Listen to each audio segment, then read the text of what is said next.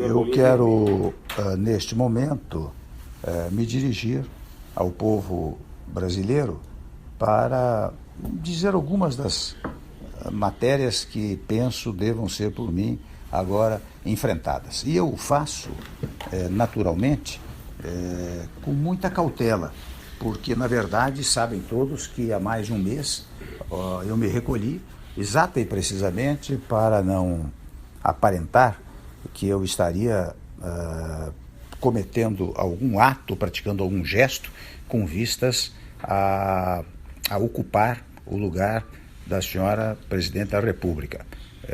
Recolhi-me o quanto pude, mas evidentemente nesse período fui procurado por muitos que estão aflitos com a situação do nosso país. Mas agora, quando a Câmara dos Deputados decide por uma votação significativa declarar a autorização para a instauração de processo de impedimento contra a senhora Presidente, muitos me procuraram para que eu desse, pelo menos, uma palavra preliminar à nação brasileira. O que eu faço com muita modéstia, com muita cautela, com muita moderação, mas também em face da minha condição de vice-presidente, naturalmente de substituto constitucional da senhora Presidente da República. E desde logo eu quero afirmar que temos ainda um longo processo pela frente, passando pelo Senado Federal.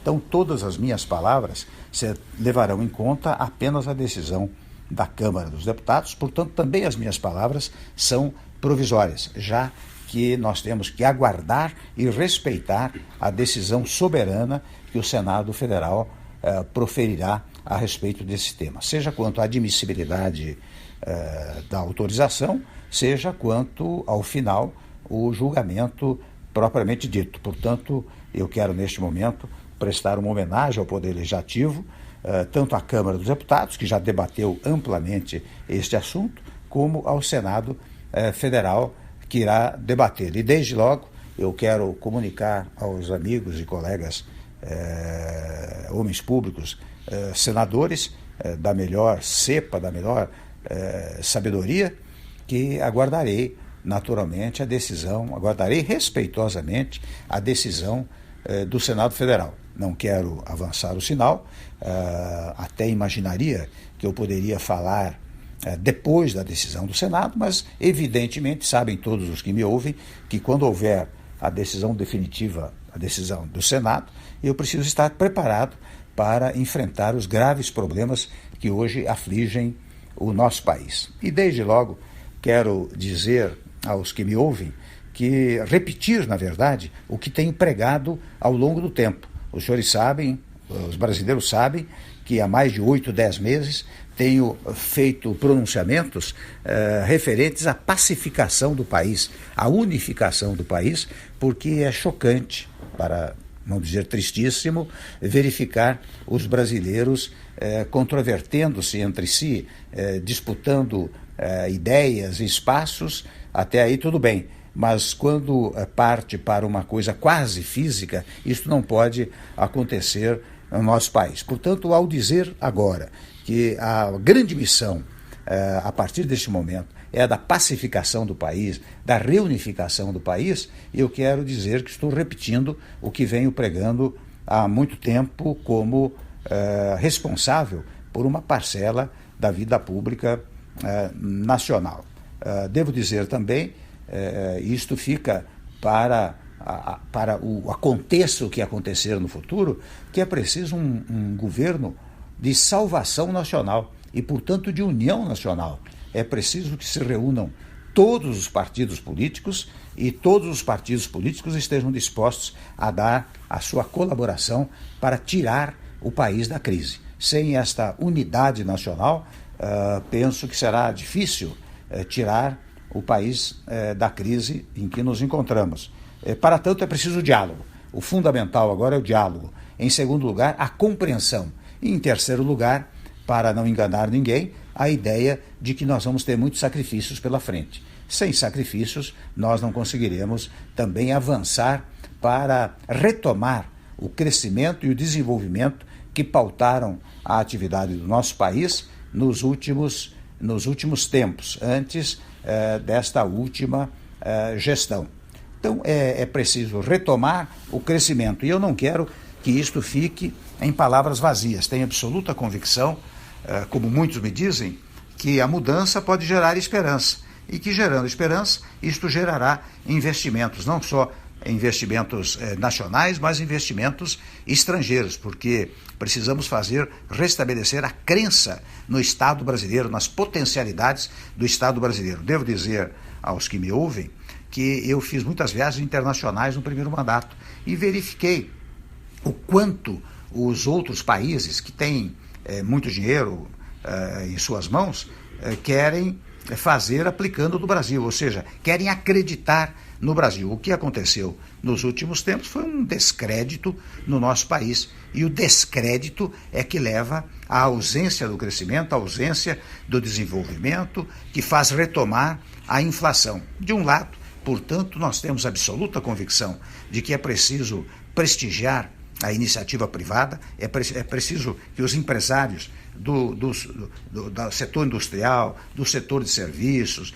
do setor agrícola, do setor do agronegócio, portanto, dos vários setores da nacionalidade, se entusiasmem novamente com estes investimentos. Mas, ao dizer isto, eu estou pensando apenas naqueles que possam investir?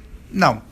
Diferentemente, estou pensando em manter as conquistas sociais obtidas nos últimos tempos.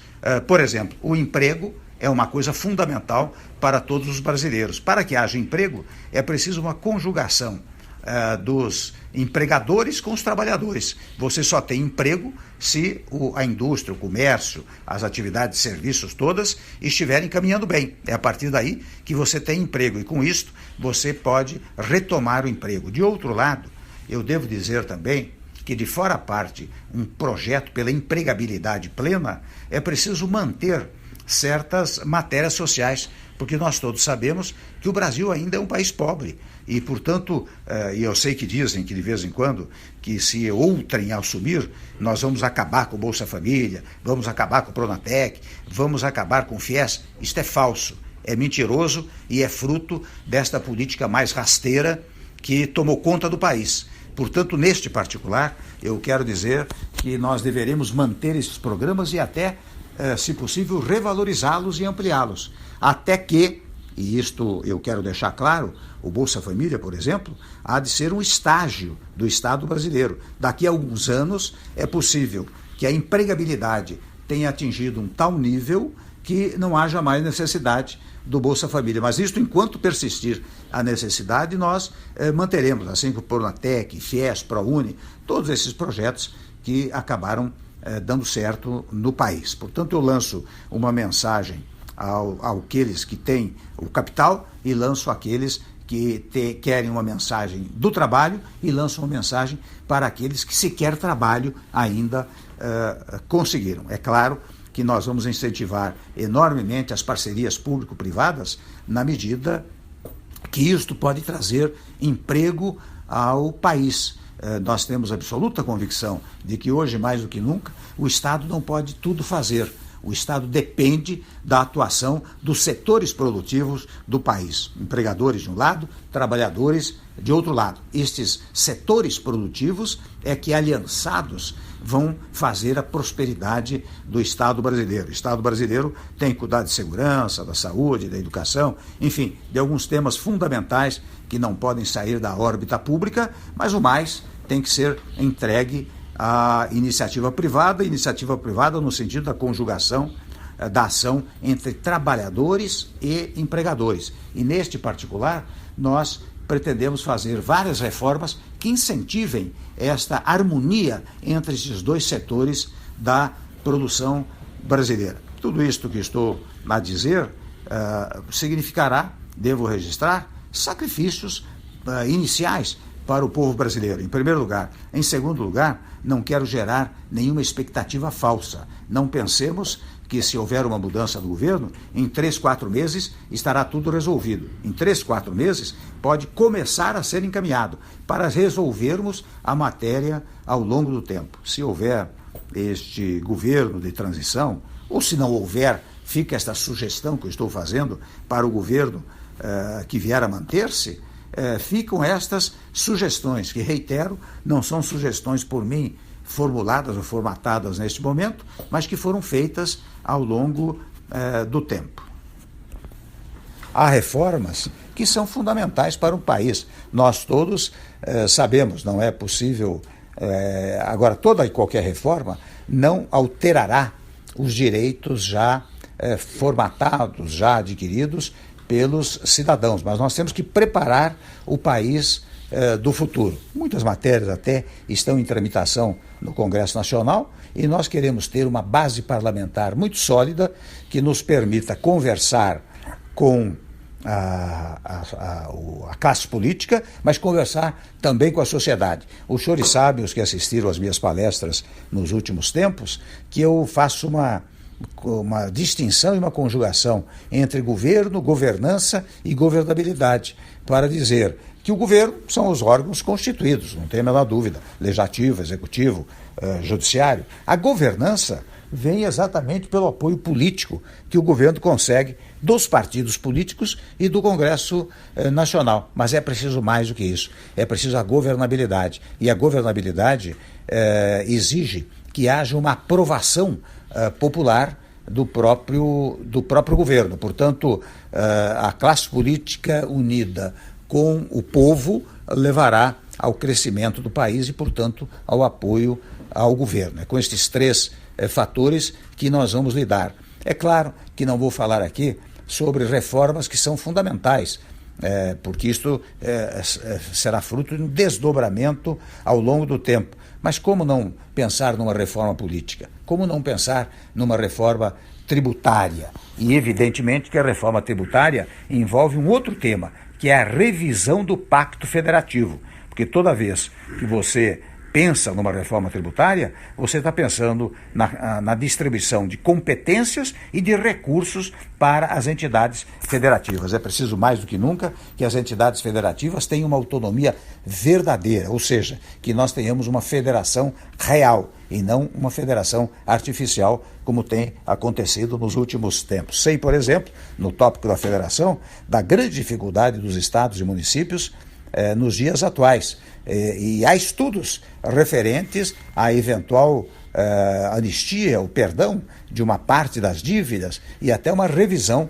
dos juros que são pagos pelas unidades federadas. Nós vamos levar isso adiante, nós vamos estudar isso com muita detença e vamos levar isso adiante, porque a força da União também deriva da força dos estados e da força dos municípios. E a força destas entidades federativas depende da boa vontade e do apoio da classe política e do povo brasileiro. Há matérias controvertidas, como a matéria referente à legislação trabalhista e à legislação previdenciária, que nós vamos fazer com um grande diálogo nacional, onde nenhum setor será esquecido, nem dos trabalhadores, nem dos empresários, nem do povo brasileiro. Mas toda e qualquer modificação que vier a ser feita será para garantir o futuro mesmo daqueles que já recebem salário, daqueles que recebem aposentadoria. É nestes termos que nós vamos trabalhar. Ou seja, o diálogo de um lado e a conjugação de esforços de outro lado serão os alicerces, digamos assim, do nosso trabalho. É esta manifestação que eu queria deixar ao povo brasileiro.